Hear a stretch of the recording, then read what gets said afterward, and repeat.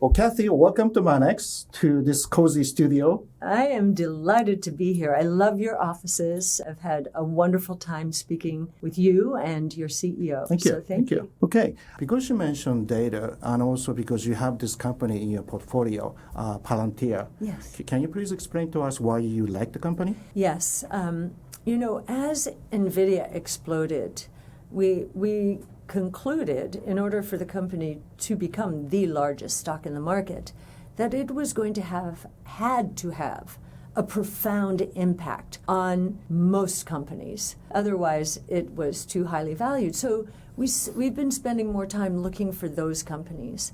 Palantir is run by a man named Alex Karp, who believes that it will become the largest pure-play AI software company in the world. And what it does is it goes into corporations, large enterprises, and it started with the government. So think about how complicated that is. So its roots are in defense and intelligence, and that's all highly complicated and extremely important.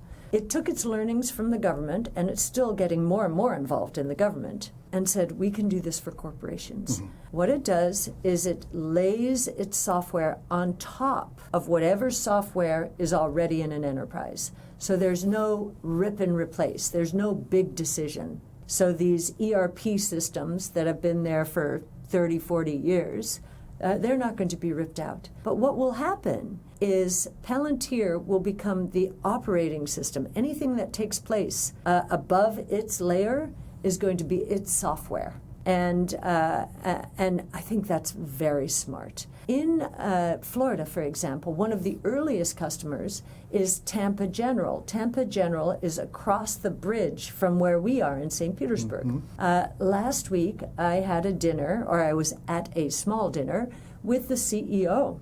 It is so wowed by what Palantir is doing for it. It is inviting it in to really almost redesign how the company is running. They have developed such trust in the productivity gains that it can deliver and the strategic direction that it is giving the hospital, and really making the hospital one of the leaders in the United States very quickly. It's a research hospital, and now we're seeing other hospitals adopt it. So I think it is going to become one of the largest AI software companies in the world. Many people mistake it for a consulting organization, and that's because they do have teams of engineers who go in the beginning. But it has 80% plus gross margins. Those are software margins. What happens after the initial meetings and organization of the enterprise on Palantir's platform is companies themselves are able then to build on top of the Palantir software and customize it for their organization. So it's a pretty exciting company. I look at their consensus revenue EPS forecast, but you think they are conservative? Very, very conservative. Especially, one of the things that has surprised us recently, that it had penetrated certainly the defense and intelligence units of our government pretty thoroughly, and now they're getting these huge contracts. So the government is seeing the success. The government didn't have to rip and replace any of the legacy software, and there's a lot of legacy there. This is its chance to modernize. And I would say this is becoming much more important given all of the geopolitical risks out there. So I think there are two things that have given the government a sense of urgency: the geopolitical risks, but also AI and seeing the competition from China and Russia, Right. Enemy territory in many ways, not in all ways, but in many ways. And that has gotten them to move and intensify their efforts to modernize the entire system. And I think it's beginning to spread to other sectors in government now. That's huge because our government is so bloated. I think more than almost any government out there. because I think over the years here in the United States, the number of regulations that have been building up has made our government extremely bureaucratic. And I know all governments are bureaucratic, but I think ours has gone to some of an extreme, and this is going to help us surface some of the bottlenecks out there and get through that bureaucracy. It's a huge value add. And the same thing will happen in enterprises. How about the risk for Palantir? The risks for Palantir, I think they're moving very quickly, and I think that's a very good question. Because they're moving so quickly, we've been thinking more about the risks to other technology companies. We think that software as a service is probably going to be more at risk because now companies can customize more. Palantir will set a company up, and then a company will be, because engineers are becoming so much more productive, especially developers with their coding skills, I think there's going to be a lot more customization. And by the way, Japan loves customization. That's one reason that SaaS, software as a service, took off so quickly in Japan. They could customize it. Now we're taking that one layer deeper into platform as a service, which is what Palantir is. And there are very few players in there. There are very few players in there. Now, could an OpenAI or an xAI become a competitor? Sure. But Palantir, now that it has its AI boot camps, is educating all kinds of industries. We even went through the pilot and learned a lot about what Palantir was doing and how much it can improve the efficiency and effectiveness of corporations. We're a little small for it. It's best for big, complicated, bureaucratic organizations. We are not that. We just did the pilot for research purposes. Thank you. FRB recently cut Fed fund rate after pausing the rate at high for over a year. Can you please explain the importance of this rate cut for the overall stock market? That's the first question. And then the second part is the impact on your disruptive innovation names.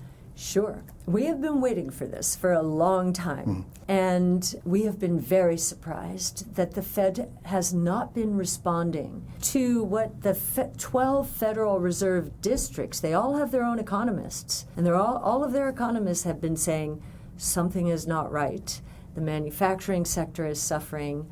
Employment is suffering. But the Fed just kept paying attention to the national statistics, which look good on the surface, but now we're finding they're all being revised down. And so these districts actually were right. And so I don't think we've ever seen this long a period where rates stayed this high while the signals were growing so negative. And we have a lot of them. We've talked a lot about these on a video that I do every month called In the Know. And we've been saying, wait a minute, these signals haven't been as bad since 08-09. So this 50-point cut was very important. And even in recent days, we've gotten some indicators that are suggesting that employment is deteriorating much more rapidly than the Fed understands. The unemployment rate, we believe, will shoot up to 5.5, maybe 6% from, I think it's 4.2 or 4.3% right now. And therefore, the rate cuts are going to come faster. Now, we expected the rate cuts to come sooner, but they delayed so long. Now we think they'll just come faster. The market, as the Fed was being very tough, after huge increase in rates, just holding, a record-breaking increase in rates, just holding them there for this long, more than a year. Because of that, there has been a flight to safety in the U.S. Companies with big cash positions that will benefit from the interest rates. And as you know, the Mag 6, the Magnificent Six, used to be the Magnificent Seven, but they threw Tesla out when it went down this year. So the Magnificent Six was taking a lot of the inflows through the big broad-based benchmarks. So to give you a sense of how extreme this has gotten, according to Morningstar, the average large cap active growth manager has 48% of his or her portfolio in the Mag 6. We have never seen that kind of concentration. Goldman did a study recently and concluded that this concentration has been worse than in the Great Depression in the 1930s, when people were really scared because GDP was down 30% and the unemployment rate was up to 25%. So there was real reason to be afraid. So very narrow group of stocks benefited. And of course, the broad-based benchmarks veered toward them because they're so momentum-driven. That disadvantaged strategies like ours. But now those stocks are very expensive. And the history of concentration, it ends in one of two ways. In the early 70s, it ended in a bear market. The Nifty 50 was the name of the concentration there. It was 50 stocks back then. It was only 6. They gave way, but everything did. So that was a bear market. So was the tech and telecom bubble. That was concentration. That ended in a bear market. Every other concentration has ended in a bull market that broadens out. That kind of bull market, we think, is where we're going, and it's going to benefit our strategy. The puzzle to us this year was, well, actually almost for 1 year, is long-term interest rates peaked at 5% in October of 23. The expectation for 24 was 6 rate cuts. We certainly didn't get that, did we? But when there was that expectation building in November and December of last year, our strategy skyrocketed. And for the year, our strategy outperformed all of the major benchmarks significantly. What has happened this year is the market wasn't looking at long rates. They did back up a bit, but they've come down.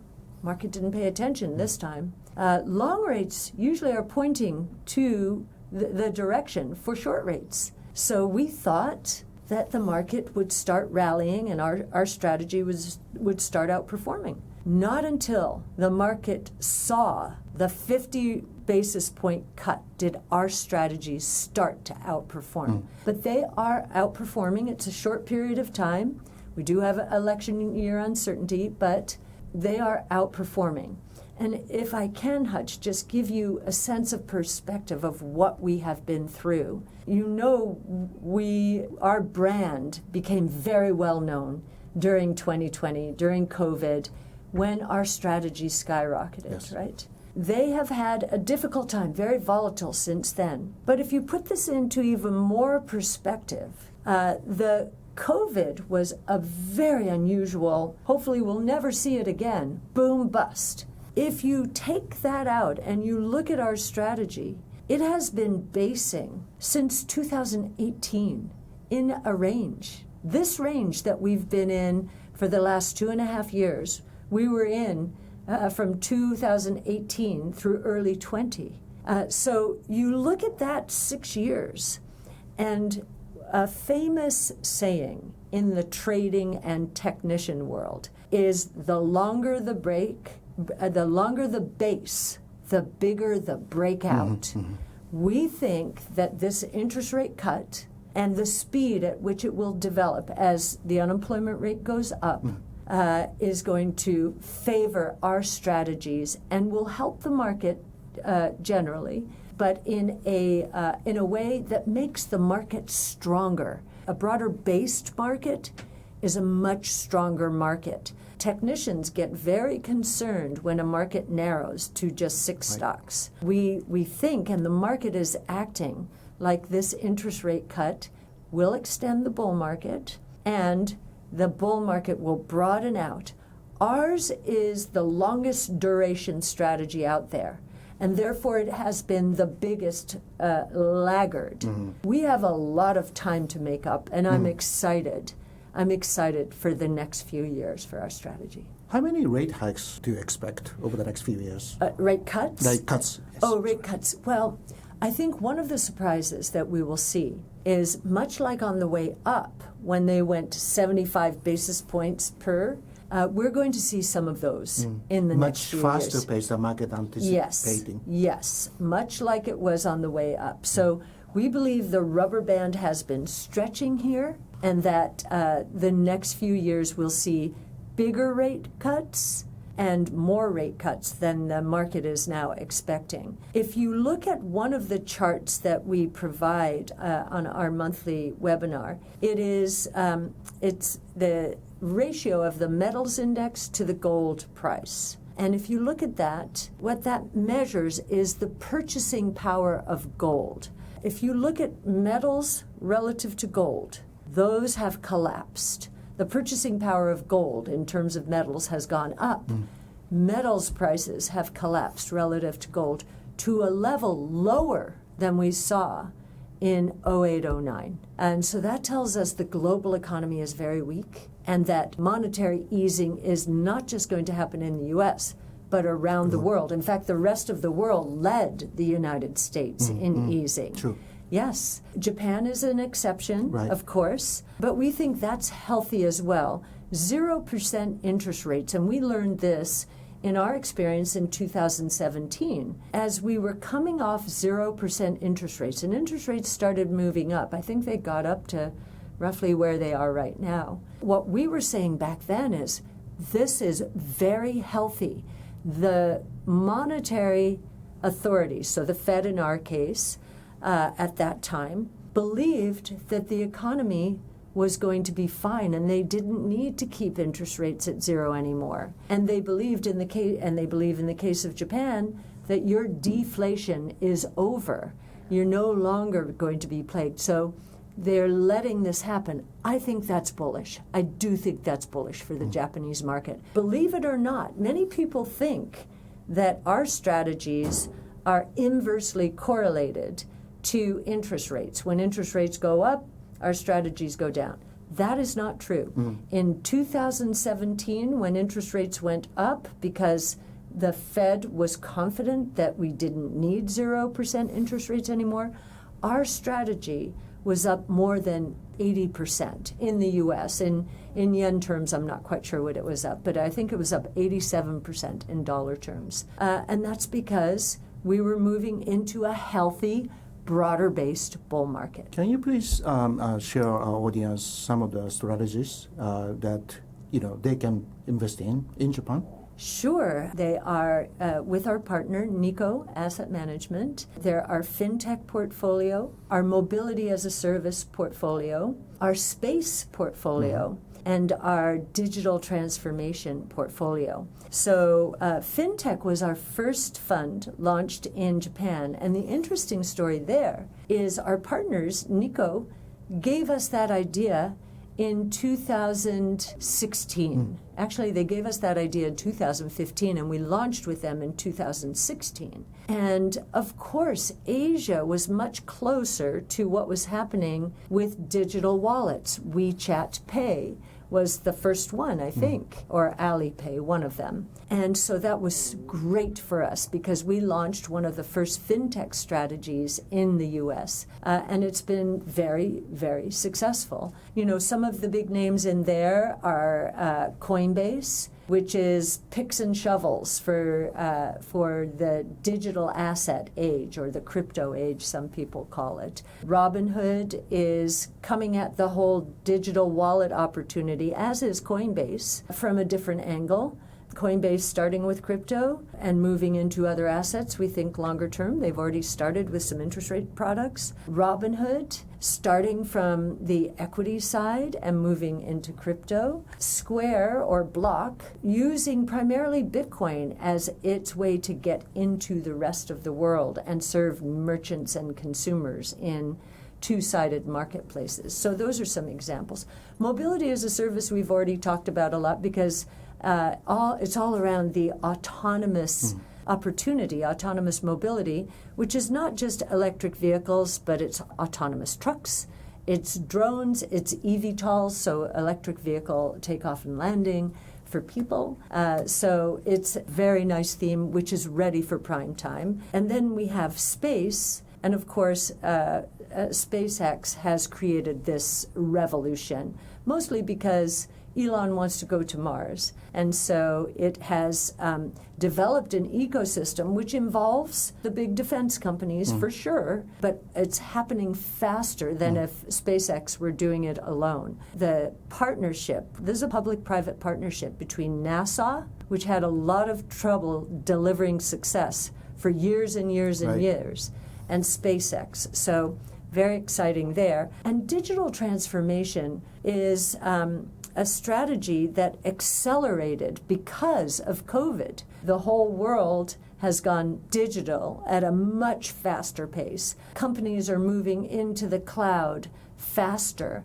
You know, it always surprises me that a lot of companies still are on-prem, which is very inefficient. So digital transformation for enterprises, digital transformation for consumers, pretty exciting. And on that one, I'll just explain, because we get a lot of questions about it. You know, Zoom used to be a big part of that, because we thought, well, communications are moving into the cloud, and there are only two players, really. One is Teams with Microsoft, and the other is Zoom. Zoom went from 20 million to 200 million customers during COVID, and they were working on AI as well, much more aggressively before Microsoft, until OpenAI and Microsoft teamed up. What we're finding is Zoom is part of this SaaS issue, where as we're doing more of our work on the tech stack, it seems like large language models are going to disadvantage SaaS companies more than we thought. So while Zoom has introduced Zoom Phone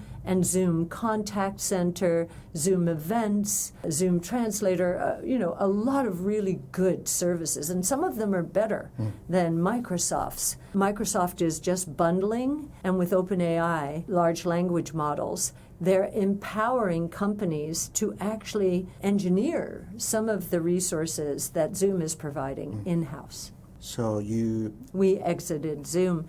And I'll tell you, we did that research in terms of the tech stack. We have infrastructure as a service, so that's cloud. Platform as a service, Palantir is the best example there. And then software as a service. Software as a service, we think, is going to slow down. And in fact, I think even our own estimates might be too optimistic, given how quickly OpenAI, XAI, Anthropic, and Llama 3, which is Meta Platforms' large language models, are evolving. Okay.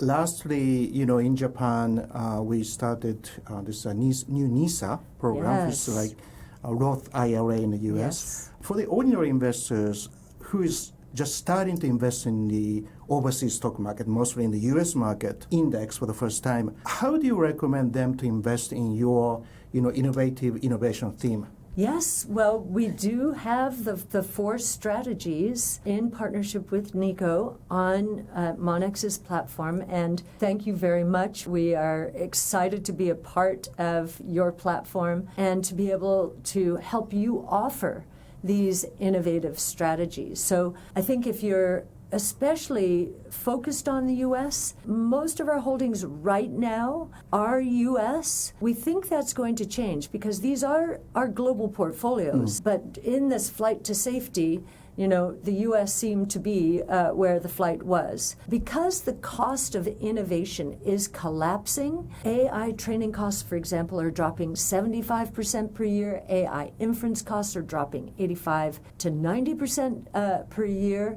We believe a lot more innovation is going to take place in many other areas of the world, including Japan. And we love the rate at which Japan is taking up artificial intelligence.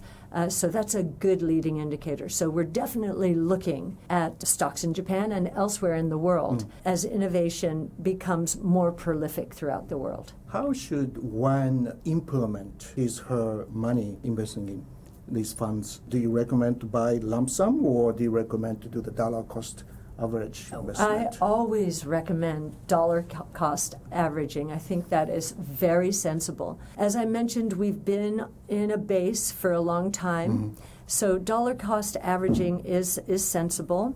we don't know when we're going to break out. We would like to think with this interest rate development that it will happen fairly quickly. I am not allowed to give investment advice, but if I were doing this, and this is how I do operate and actually how we do manage the funds. If I feel like something has been in the doldrums, or some people would say in the dumps for a long time, and I see a positive catalyst, I usually, if I'm going to be dollar cost averaging, I'll usually, because we don't know in a base when the breakout is, I'll usually start with half of an allocation and then leg in from there. Now, what is the total allocation? Well, I am not a good example because I have so much confidence in our strategies that I can take a lot of risk because I believe so much that we're right. So I have most of my financial assets in our strategies, just so you know.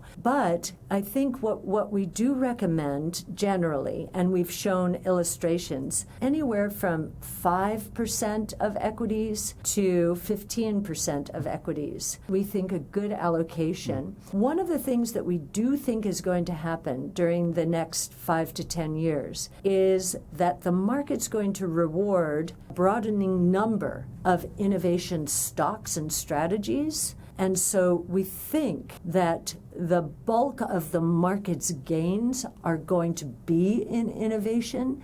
So while someone might start at 5% now as an allocation, I would always use corrections, but taking the 5 to 15% over time or 20%, we would think that's a good strategy. But you have to consider the source. We're running these strategies, and you really have to consider the source when you're talking to me, sort of the lead portfolio manager, because watching this base develop over the last 6 years and watching how the seeds that were planted so long ago, they were planted at the beginning of my career in the 80s through the 90s, and they've been germinating for the last 20, 30 years. Now they're all ready for prime time. The costs are low enough, the technologies are ready. AI is the biggest case in point and the most important catalyst. So we're really excited about the new world as it's evolving. Well, thank you so much, Kathy. It's always wonderful to hear your wisdoms and, your eyes for the future. Oh, thank you so much. Thank you, Hutch. Thank you for giving me and my team at ARC and our partner, Nikko Asset Management, this great opportunity to spend this time with you. Thank you. Please do come back. Of course. Thank you. Always.